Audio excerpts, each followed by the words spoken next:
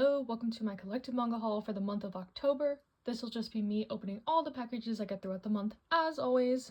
And as always, to start, we have a selection of things from Barnes & Noble.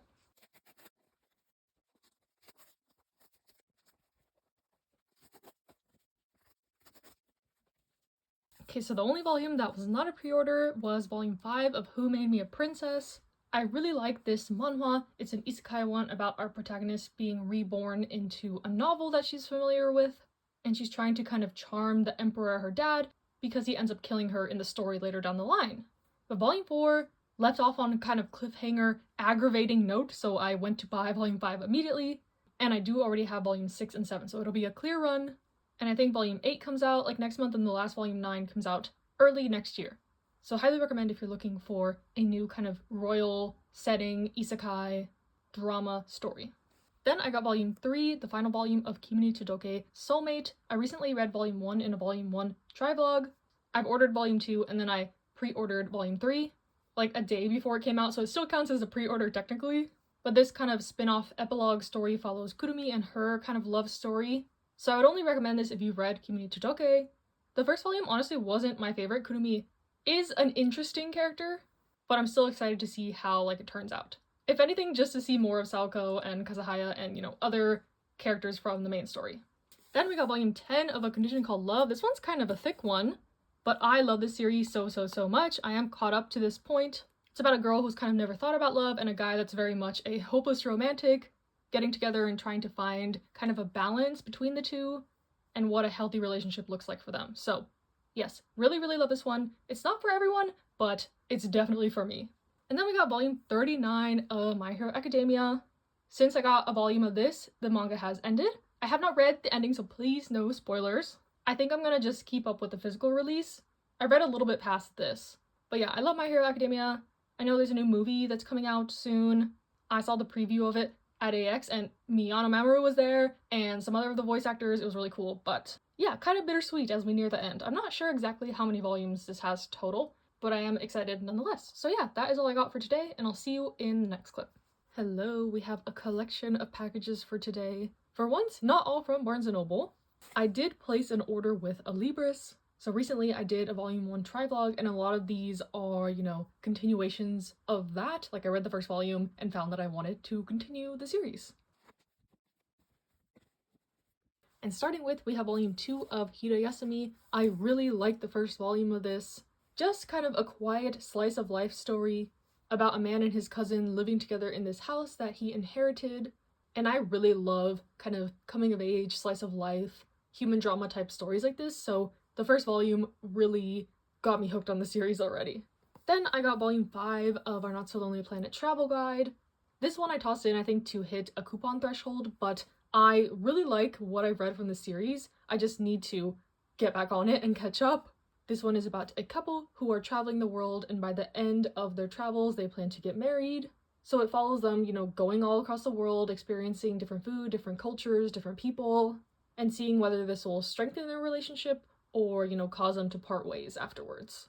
Then I got volume 7 of Oshinoko. I recently caught up with the series and I really loved volumes 5 and 6. There's some series where I don't pre-order volumes because I feel like I need to read each volume to see if I continue to like it before I purchase the next one.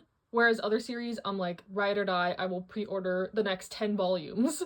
The former is the case with Oshinoko. I've just heard that it goes in a weird direction in the future, so I'm taking it one volume at a time, but so far I'm really loving the series. Kind of has a wacky premise, but at its core it's about the entertainment industry and kind of the sinister aspects at play sometimes.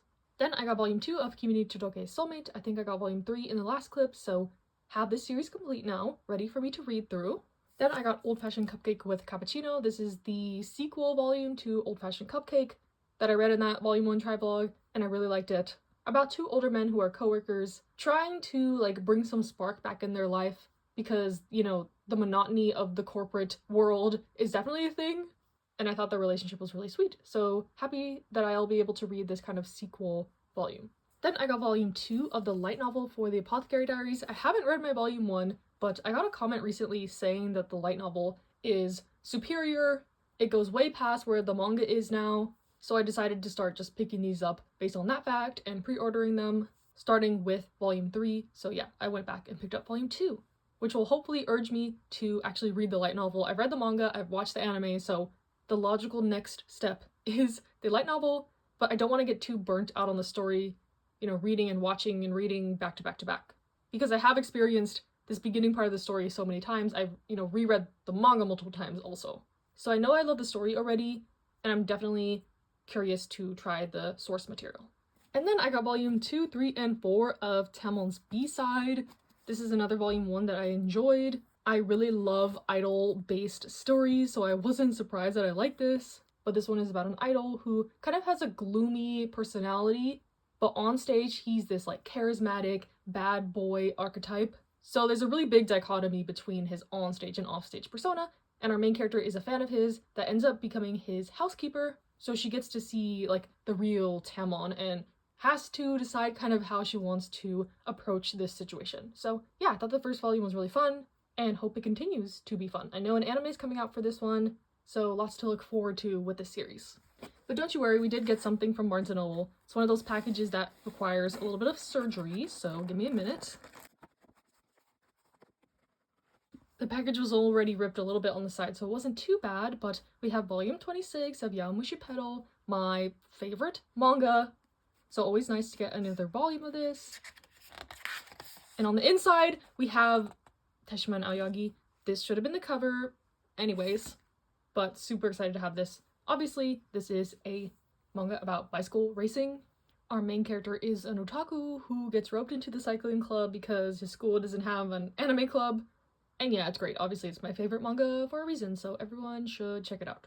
I feel like I haven't ranted and raved about Yaopeda in a long time, so maybe I need to make a video or something soon to remind y'all, but I'm definitely due for a reread of the series. Hello, we have a bunch of packages from Barnes & Noble for today, so let me just open them all up.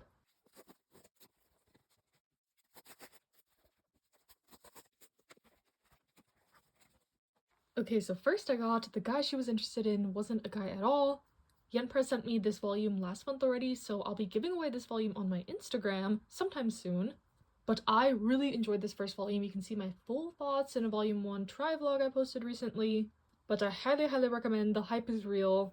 At its core, it's a story about these two high school girls bonding over music, finding solace in each other, even though, there's a bit of a hidden identity type trope going on in the beginning. But so far, it's really sweet, it's really cute, the art is gorgeous. I love the aesthetics. So I definitely recommend everyone to go pick this up.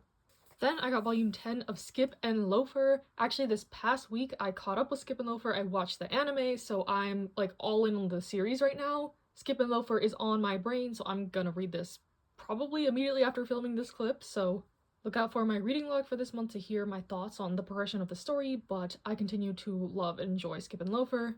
At no surprise to anyone, because this is one of my favorite reads from like 2022. I had just let a lot of volumes pile up, and getting back into the story has been great. So, yay.